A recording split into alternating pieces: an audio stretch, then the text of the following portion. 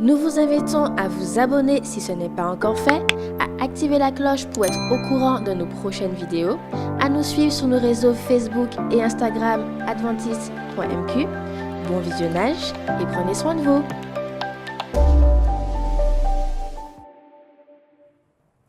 Bienvenue à tous, bienvenue à toi chers jeunes dans ce moment de réflexion que nous allons avoir autour de la Bible. Aujourd'hui, je vais te présenter une histoire biblique qui des fois fait débat ou vers lesquelles on se tourne aussi vers certaines questions. Aujourd'hui, nous allons voir comment Dieu peut nous montrer les trésors qu'il a en réserve pour nous si on prend un petit peu le temps. Et à quel point quelques conseils peuvent être très utiles dès aujourd'hui dans tes relations avec tes amis et ceux qui te sont chers. Tu as certainement déjà entendu l'histoire de ce couple, un homme, une femme. L'homme qui avait une montre cassée, donc qui n'avait en fait plus les bracelets, mais qui n'avait que le cadran de la montre. Et cette femme qui avait de beaux et magnifiques cheveux. Ce couple, malheureusement, n'avait pas beaucoup d'argent.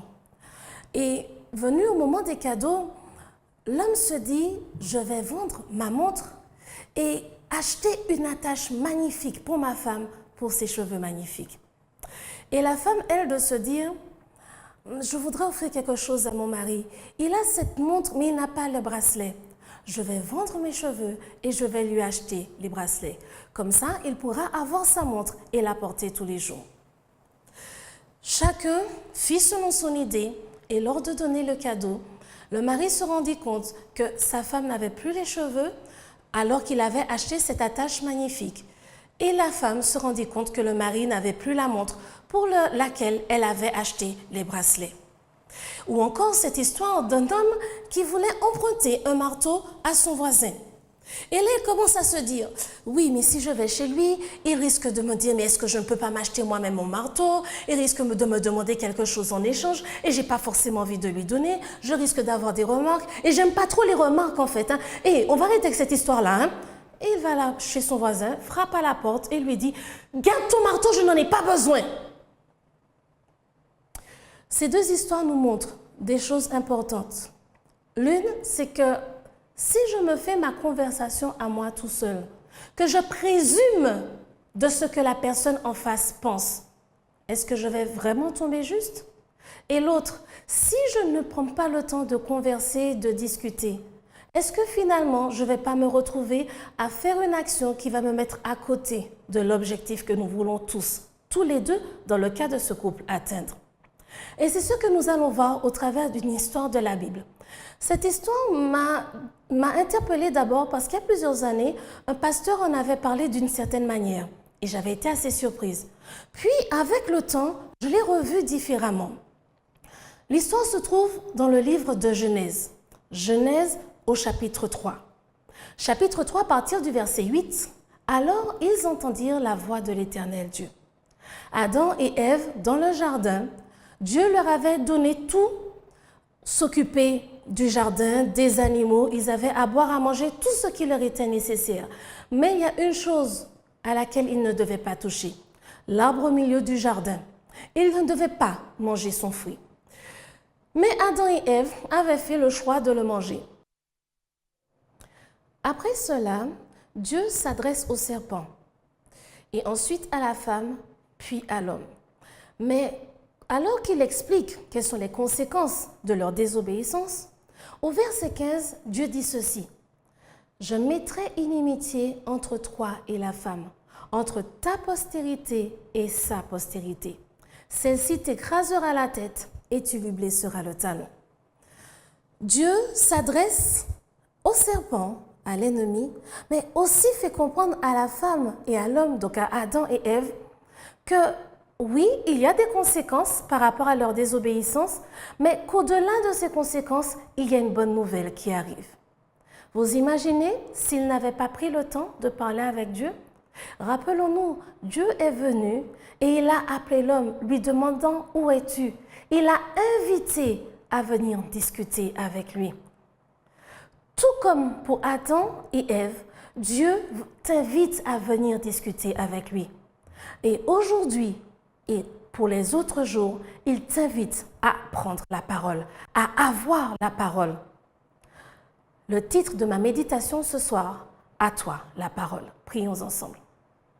Seigneur, nous te remercions pour tes grâces et tes bénédictions. Merci pour tout ce que tu as fait pour nous, Père éternel. Et par-dessus tout, ouvre nos cœurs et nos pensées. Que ton esprit guide et dirige tout. Que toi seul sois vu et entendu. Et que nous puissions entendre et comprendre ce que toi seul as à nous dire. Au nom de Jésus ton Fils et pour ta gloire. Amen.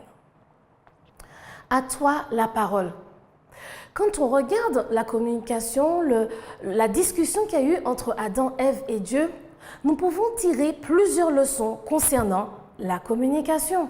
Donc des choses qui vont être utiles à toi pour ta vie avec ta famille, tes parents, tes amis, ceux qui te sont chers. Cette personne qui sera ton conjoint. Première chose, le contexte. Que se passe-t-il? Dieu sait qu'Adam et Ève ont désobéi, il est au courant. Et il sait aussi qu'ils se sont fait des vêtements, qu'ils se sont cachés, ils ont essayé de cacher leur nudité avec des branches de figuier. Maintenant, il ne leur dit pas, et au fait, non. Il fait comme d'habitude, il parcourt le jardin et il les appelle. Dieu fait preuve d'empathie. Il est important de pouvoir tenir compte du contexte de la situation, pas pour être d'accord avec la personne, parce que Dieu n'était pas d'accord avec eux, mais pour pouvoir discuter. Avoir cette sympathie émotionnelle qui fait que l'on comprend la personne et que l'on peut instaurer un climat de confiance. Je suis certaine que toi aussi, tu préfères parler avec des personnes quand tu leur fais confiance. Tout comme tes amis apprécient de te parler parce qu'ils te font confiance. Dieu sait donc tout, il comprend le sentiment de crainte, de peur et il leur donne le temps afin qu'ils puissent surmonter cette peur et venir à lui. Il prend le temps de les appeler. Où es-tu? Quand Adam et Ève sont disponibles, alors Adam, quand ils sont prêts, Adam intervient. Il parle, il répond. La deuxième chose, ne pas envahir l'espace personnel. Aussi proche que tu l'es ou que tu souhaites l'être de quelqu'un, donne-lui l'espace et le temps de venir à toi et de te dire à quel point cette personne veut être proche de toi. Dieu aurait pu leur faire face directement, c'est Dieu. Il aurait pu simplement arriver devant eux et leur dire « Bon, on a un truc dont il faut que l'on discute. » Oh non, il n'a pas envahi leur espace personnel, il leur donne le temps et l'espace, la distance dont ils ont besoin. Ensuite, regarde la personne avec qui tu parles. Toi aussi, quand tu parles à quelqu'un, tu te confies, tu n'as pas envie de voir la tête de la personne tourner bien loin alors que tu es là, en train d'essayer de discuter, de te confier, de t'ouvrir. Dieu, bien sûr, ce n'était pas tout à fait la même chose, tout comme aujourd'hui. On ne peut pas le voir physiquement là aujourd'hui. Dieu avait un autre genre d'interaction avec Adam et Ève. Ils entendaient sa voix et ainsi de suite. Nous, ça se passe différemment aujourd'hui. Toujours est-il, quand tu as besoin de discuter avec quelqu'un, quand tu as envie de parler à Dieu, tu as envie qu'il soit disponible. Tu as envie que tes amis, tes parents aient cette disponibilité, cette présence non seulement physique, mais aussi mentale. Parce que tu sais bien que l'on peut être présent et avoir sa tête bien ailleurs. Ça t'est déjà sans doute arrivé, tout comme à moi. Il est important, pas seulement de regarder, mais d'être disponible et présent pour cette personne. Ensuite, Dieu, malgré le fait qu'il sait tout, pose des questions. Où es-tu? Au fait, qui t'a dit que tu es nu? Est-ce que tu aurais mangé de l'arbre dont je t'ai dit de ne pas manger? Dieu sait, mais il permet à chacun de s'exprimer, de se faire comprendre. Il arrive devant la femme et lui dit « Mais pourquoi as-tu fait cela ?» Il aurait pu s'énerver et lui dire « Bon, je sais que tu as fait pour telle et telle raison. » Non. Que chacun, lors des moments de discussion, de conversation, ait l'opportunité, le temps de s'exprimer, de se faire comprendre. Pose des questions et attends les réponses. Ensuite, nous voyons qu'il faut respecter le temps de parole de chacun. Dieu a laissé à Adam le temps de lui répondre. Quand il a fini, il se tourne vers Ève et il laisse à Ève aussi le temps de répondre. Pourquoi as-tu fait cela? Et après vient le temps de la parole de Dieu. Et dans ce temps de parole, qu'est-ce que nous pouvons voir? Une promesse. Je mettrai une inimitié entre toi et la femme, entre ta postérité et sa postérité. Celle-ci t'écrasera la tête et tu lui blesseras le talon. Dans cette promesse, Dieu annonce qu'un jour, un enfant, un descendant, les sauvera tous. Un descendant permettra de détruire de manière définitive le mal et toutes ses conséquences, toutes ces blessures, toutes ces choses qui nous malmènent et nous maltraitent seront définitivement terminées. Toutes ces souffrances physiques ou morales, tout cela sera balayé de manière définitive, effacé. Quand Dieu a invité Adam et Ève à discuter et parler avec eux, son objectif n'était pas de savoir, d'interroger, il sait tout. Il voulait leur permettre d'avoir une conversation en confiance avec lui afin d'arriver au bout. Le bout, c'est la promesse. Et c'est la même chose pour toi. Quand tu parles, quand tu discutes, quand tu es en communication, arrive au bout afin de voir quel trésor magnifique tu peux trouver. Il faut savoir une chose. Quand Dieu appela Adam et Ève, le terme utilisé dans les textes anciens est un terme qui signifie, c'est vrai, prier, mais aussi parler, inviter. On voit dans le dictionnaire français qu'en effet, prier, c'est le fait de parler à Dieu, de parler à une divinité, de le supplier, de lui faire une demande, de l'adorer. Mais c'est aussi d'inviter cordialement quelqu'un à faire quelque chose. Parfois, cela peut être aussi un ordre. Cela peut être une demande que l'on fait courtoisement avec déférence à quelqu'un d'autre. Je te prie de faire telle chose pour moi, s'il te plaît. C'est la même chose. Ce mot est utilisé aussi bien quand Dieu appelle Adam et Ève qu'à plusieurs reprises dans la Bible quand l'homme adresse une prière à Dieu. Dieu a invité l'homme et la femme à une conversation. Et là, nous voyons une chose importante. Non seulement prier, ce n'est pas seulement demander, mais c'est aussi et surtout une discussion, une communication, pouvoir s'exprimer, parler, échanger, se faire comprendre. Prier, c'est te permettre d'extérioriser tes joies, tes doutes, tes pensées. Prier, c'est aussi, c'est vrai, se faire face à soi-même. Plusieurs jeunes m'ont déjà dit, « Madame, je prie pour les autres, mais je ne prie pas pour moi. » Pourquoi? Il y a plusieurs raisons. Prier pour les autres, demander à Dieu pour les autres, on se sent en droit, j'ai envie de dire, de le faire. Mais prier pour soi implique beaucoup d'autres choses. C'est se faire face. Cela oblige à être honnête avec soi-même. Cela oblige à faire face à ses actes et à ses pensées, à ses propres motivations. Si je demande à Dieu quelque chose, pourquoi je le lui demande? Quand je parle à Dieu de moi, je remets en question mes actes, ma manière de penser. Cela m'oblige à évaluer donc mes pensées, mes actes, mes motivations et à prendre position, c'est-à-dire à reconnaître mes raisons et mes torts. Prier, c'est aussi faire face en fait à ce qu'il y a, c'est vrai, de plus difficile, l'impression que l'on ne mérite pas. Je ne vaux pas la peine que Dieu intervienne dans ma vie. Je vais te dire quelque chose. La question n'est pas est-ce que tu en vaux la peine, parce que ce n'est ni à toi, ni à moi, ni à personne d'évaluer est-ce que tu vaux la peine ou pas. Jésus est mort parce que Dieu nous aime et parce que Dieu t'aime. Et par le sang de Jésus, oui, tu en vaux la peine. Et aucun être humain ne peut changer cela. Il est plus facile, en effet, de prier pour les autres et plus difficile de prier pour soi parce qu'il y a beaucoup de questions. Mais rassure-toi et garde une chose à l'esprit. Parce que Jésus est mort et ressuscité pour le pardon de toutes nos erreurs, de tous nos péchés, de toutes nos fautes, oui, par le sang de Jésus, tu en vaux la peine. Et absolument personne ne peut changer cela. Jésus est mort et personne ne peut le changer. Et son sacrifice te donne cette opportunité de parler en toute confiance avec Dieu. Quand tu pries, l'objectif n'est pas que tu informes Dieu d'une situation qui lui est inconnue. Mais il sait tout, il connaît tout.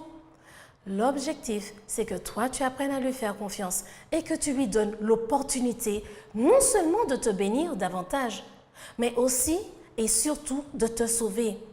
Si Adam et Ève n'avaient pas répondu de manière positive à cette invitation de Dieu, à cette prière qui leur a fait devenir, pas une prière d'honneur, de supplication, mais à cette invitation cordiale, à cette conversation avec lui, comment aurait-il pu savoir que la délivrance, que le salut arriverait? Il ne pourrait pas. Prier permet à Dieu. Prier, en fait, c'est que toi, tu donnes à Dieu l'opportunité de t'expliquer et de te montrer plusieurs choses. Non seulement qu'il y aura beaucoup de choses difficiles qui vont arriver durant ta vie, il expliquait à Adam et Ève, à cause de votre désobéissance, voilà ce qui va se passer. La vie sera plus compliquée et même pour vous nourrir, ce sera à la sueur de ton front. Mais avec cela, alors qu'il t'explique que la vie sera difficile, donc cela te permet de savoir que tu as quelqu'un qui s'inquiète pour toi et qui te prévient, qui te donne des avertissements, qui te dit mais attention à ça, attention à ça. Et en plus, par-dessus tout, cette personne te dit qu'elle a tout prévu pour que tu traverses tout cela en paix, avec force, courage et sagesse, parce que lui va te donner la force, le courage et la sagesse dont tu as besoin. Si tu ne donnes pas à Dieu l'opportunité de te parler, quand pourra-t-il te montrer la solution dont tu as besoin? Quand pourra-t-il te donner le conseil qui t'évitera tant de problèmes? Quand pourra-t-il te dire et te montrer combien il t'aime? Maintenant, à toi la parole. Nous allons prendre 1 minute alors que tu entendras un fond musical. Et là, je vais te proposer quelque chose.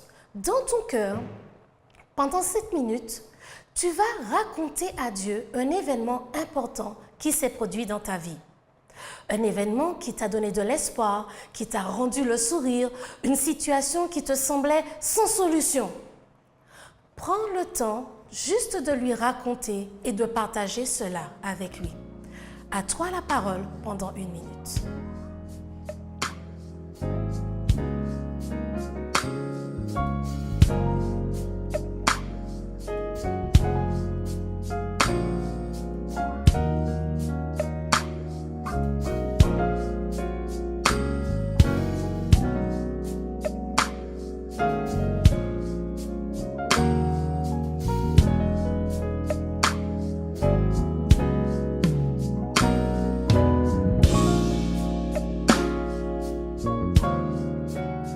Aujourd'hui, tu as eu l'opportunité d'avoir cette première étape de communication avec Dieu, juste de lui raconter quelque chose qui te tient à cœur.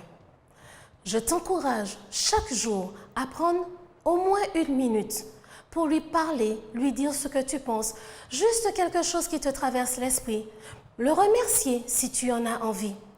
Ainsi, tu apprendras petit à petit à avoir cette facilité de communiquer avec lui.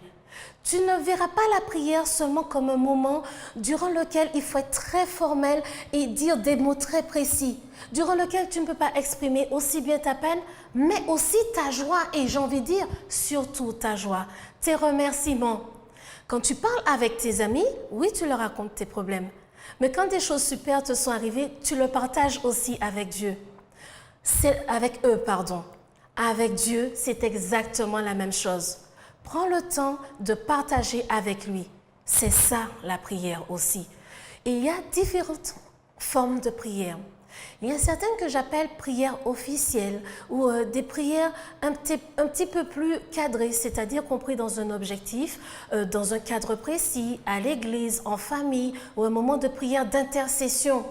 Ces moments existent, mais la prière à laquelle Dieu t'invite, c'est d'abord ce moment où tu ouvres ton cœur et tu discutes avec lui. Tu t'exprimes, pas pour que lui soit informé, mais pour que toi, tu te sentes compris par ce Dieu qui t'invite et qui n'attend qu'une chose, c'est que tu lui parles. Si tu sens que tu t'es un peu éloigné de Dieu, mais que tu continues à lire ta Bible, que tu continues à faire ta leçon d'école du sabbat ou des études bibliques, mais qu'au fond de toi, tu as l'impression que malgré tout, une distance s'est instaurée entre Dieu et toi, prends 7 minutes chaque jour et parle-lui simplement, ouvertement et librement. Quand tu parles avec tes amis, tu partages avec eux. Fais la même chose avec Dieu, c'est ce qu'il attend de toi. Et tu verras au fur et à mesure que tu vas t'ouvrir de plus en plus à lui. Tu lui parleras de plus en plus de ce qu'il y a au fond de toi, de ce que tu ressens. Et tu pourras donc non seulement lui parler, mais écouter sa réponse. Écouter la promesse qu'il a déjà pour toi. Écouter le plan, la solution qu'il a déjà mis en place pour toi. Pour cela, tu as besoin de prendre ce temps de conversation avec lui. Dieu t'a donné la parole. Ce n'est pas seulement pour aujourd'hui, mais c'est pour tous les jours. Alors, garde cette parole. Prions ensemble. Seigneur, nous te remercions pour tes grâces et tes bénédictions. Merci pour ce moment que tu nous as donné, afin que chacun, chaque jeune puisse avoir ce temps de t'exprimer, partager avec toi ce qu'il a au fond de lui. Aide-les à pouvoir continuer à construire ces moments de conversation, de partage, de communication, afin qu'ils prennent l'habitude de t'ouvrir leur cœur et leurs pensées. Et que tu puisses, toi, leur montrer la solution, les promesses, les cadeaux que tu as déjà en réserve et que tu as déjà mis en place pour eux. Et qu'ils ne pourront profiter que parce qu'ils t'ont donné l'opportunité de le leur communiquer.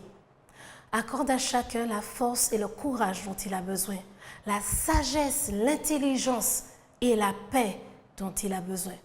Que toi seul continue à nous fortifier, nous permettre adultes de les guider, de les encourager vers toi, Seigneur, et dans cette vie qui devient de plus en plus compliquée. Que ta paix et ta grâce, une fois de plus, soient avec nous tous, au nom de Jésus, ton Fils, et pour ta gloire. Amen. Cher ami, cher jeune, j'ai été heureuse de passer ce moment avec toi. Et je te donne rendez-vous à très bientôt pour une nouvelle découverte de Dieu à travers sa parole. Que Dieu nous bénisse tous. Nous vous invitons à vous abonner si ce n'est pas encore fait, à activer la cloche pour être au courant de nos prochaines vidéos, à nous suivre sur nos réseaux Facebook et Instagram adventiste.mq. Bon visionnage et prenez soin de vous.